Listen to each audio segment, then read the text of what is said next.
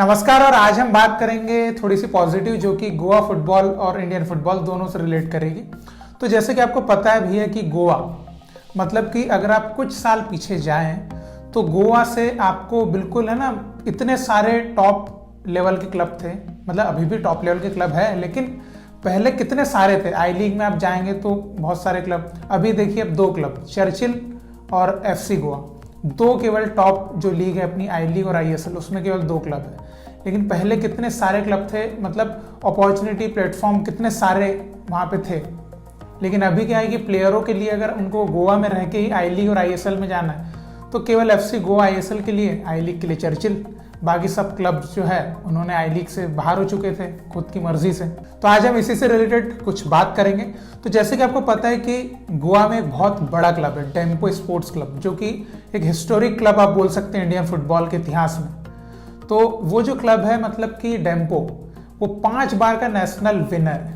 और 5 बार के national league winner के साथ साथ डेम्पो एक ऐसा क्लब भी रहा है जिसने सबसे पहली बार एक ऐसा इंडियन क्लब वो था जो AFC कप के सेमीफाइनल में गया था 2008 में। तो इससे आपको समझ में आता है कि डेम्पो कितना बड़ा क्लब है।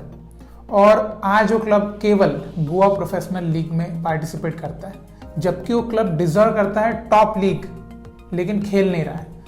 तो इसके पीछे कारण क्या था? सबसे पहले देखिए, आपको पता है कि गोवा से Dempo, sporting club D Goa और सालगांवकर FC, इन तीनों क्लब्स ने 2016 में आई लीग से बाहर निकलने का फैसला लिया था। क्यों?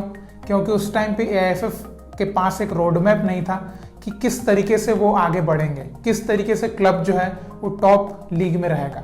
क्योंकि उन्होंने ISL को बना दिया था टॉप लीग और आई लीग को मतलब कि बोला नहीं था, लेकिन ऐसा दिमाग में तो था ही ना कि आई लीग अब 2nd डिवीजन और जो 2nd डिवीजन आई लीग था वो 3rd डिवीजन।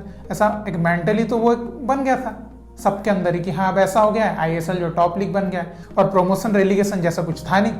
तो इस कारण से जो गोवा के तीनों क्लब थे, इन्होंने आई लीग से बाहर निकलने का फैसला किया था प्रोटेस्ट में कि भैया हमको नहीं रहना, जहाँ हमारी वैल्यू ही नहीं है, जहाँ हमारी इज्जत ही नहीं है, उधर रह के क्या फ़ायदा। सही बात है, ये किसी भी एक बिजनेसमैन के हिसाब से भाई एक सोचना सही भी था कि आप है ना कि कोई रोड मैप ही नहीं है, इतनी मेहनत कर रहे हैं, वो वहीं में रह जाएंगे और सब जो खीर है वो तो ISL के क्लब्स को मिल जाएगा।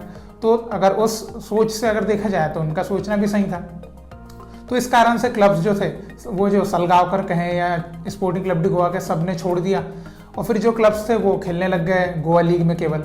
लेकिन क्या वो क्लब्स डिजर्व करते हैं वो सिर्फ गोवा लीग? नहीं, वो क्लब्स तो भी इतने अच्छे क्लब थे, उस टाइम भी बहुत अच्छे चल रहे थे, बहुत अच्छे से उनका काम चल रहा था। ऐसा नहीं कि है ना कि बेकार फाइनेंशियल क्राइसिस था, ऐसा भी कुछ नहीं था, कोई दिक्कत नहीं थी। लेकिन मजबूरी में निकलना पड़ा क्योंकि उनको कुछ दिखा नहीं सामने। तो अभी जो है, अभी उनके जो नए CEO आए हैं प्रद्युम्न रेड्डी साहब, और वो जो कि पहले मतलब कि बड़े बड़े क्लब्स जैसे पुणे सिटी हो गया, दिल्ली डायनामो, ओडिशा FC, इनमें भी वो मैनेजमेंट में रह चुके हैं। तो अभी वो डेम्पो में आ चुके हैं as a chief executive officer.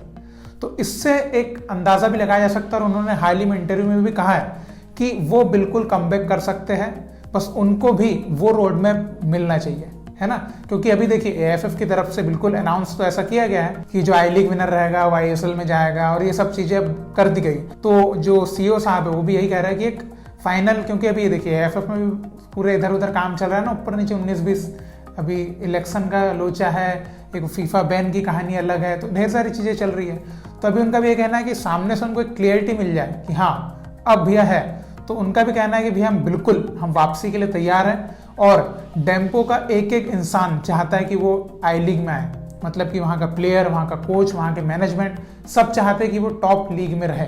क्योंकि आपको पता है कि डेम्पो से कितने लोगों का है ना, कितने लोग जुड़े हुए हैं, कितने लोग उनकी भावनाएं जुड़ी है ना, कितने लोग सपोर्ट करते थे डेम्पो को। और ऐसे जब डेम्पो एक स्टेप लेगा तो सोचिए सालगांवकर भी आ सकता है, स्पोर्टिंग क्लब डी गोवा, ये सब भी फिर आगे आएंगे।